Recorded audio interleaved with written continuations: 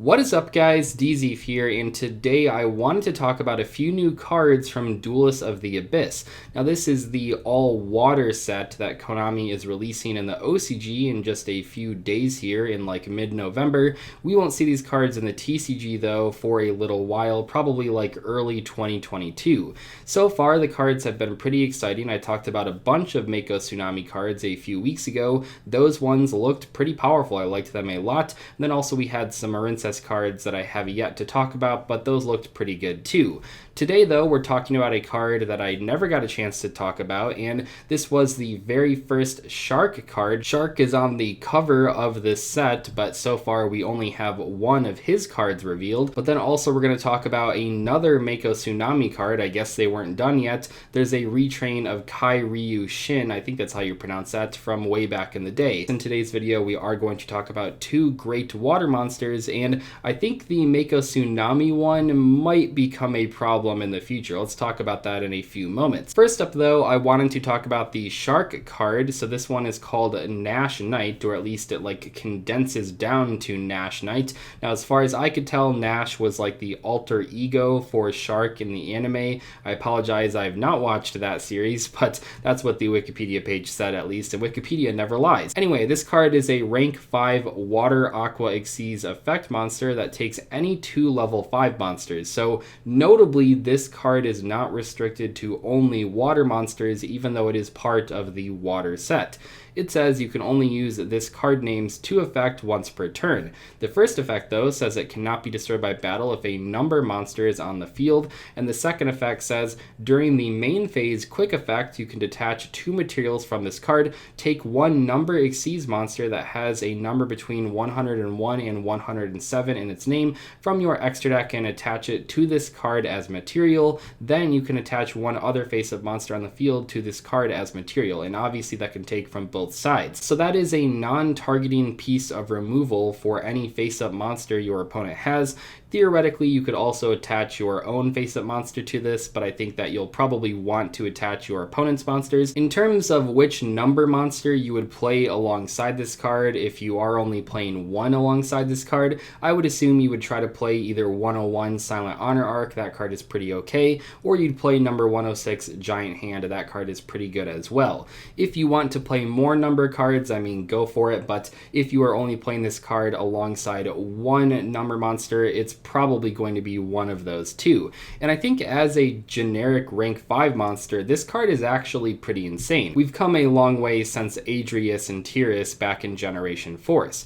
That being said, I don't know what deck right now would really play this card. There are other good rank 5s in the format, but we don't see a lot of rank 5 decks in the format, and that could be this card's downfall. Now, we haven't seen the other Shark cards in the set at the time of recording this video, so maybe they're really good at summoning rank 5 monsters. As far as I know, the current like Shark deck is actually pretty good at summoning higher ranked monsters like this one, not just rank 4s. So I think this card could see play in just an already existing Shark deck, but hopefully we get good support in this set as well. At this moment, at least at the time of recording this video, we really don't know. So for now, I'll just say I think this is a good rank 5 monster if rank 5 monsters end up seeing competitive play. The big new reveal though has to be this Kairu Shin Leviathan monster. This was revealed just a few days ago. So this is a level 5 water sea serpent effect monster with 2000 attack and 1700 defense. Like I said, this is the upgraded form of that older normal monster. Anyway though, this card says you can only use the 2 effect of this card's name once per turn. The 1 effect says while Umi is on the field, each player can only control 1 face-up non-water monster.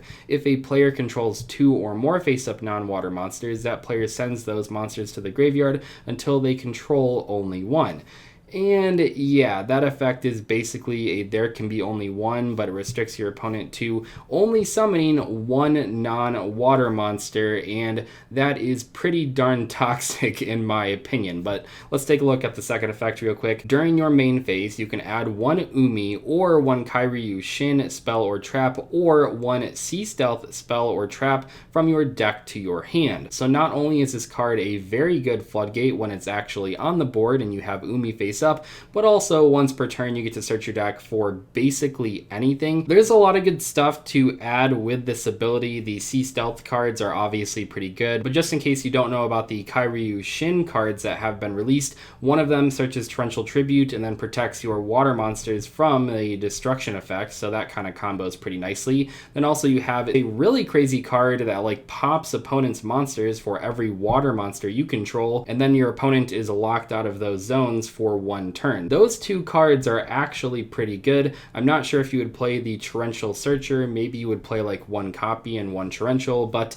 I think that this card can search a number of powerful spell and trap cards, and I think that does make it a lot better than just a regular Floodgate. It's not only a card that sits on the board and makes it hard for your opponent to play the game, but also every single turn you get incremental value from its searching ability. Now in terms of summoning this card, which is probably the only tricky part here because it is a level 5 monster, there's a few ways you can go about it. I would say that a lot of people have already mentioned you can summon it without tributing if you have a Legendary Ocean on the board. Now would you really play a Legendary Ocean? Maybe, but for whatever reason I haven't really seen people talking about the upgraded form of Electric Jellyfish, which is also in the Duelist of the Abyss set. As a once per turn effect, you can send one Umi from your hand, deck, or face of field to the graveyard to special summon one water monster from your hand. And this seems like a great card to combine with this new Kairu Shin upgraded form. And I think that you'll probably play 3 copies of Electric Jellyfish in your Mako Tsunami deck going forward.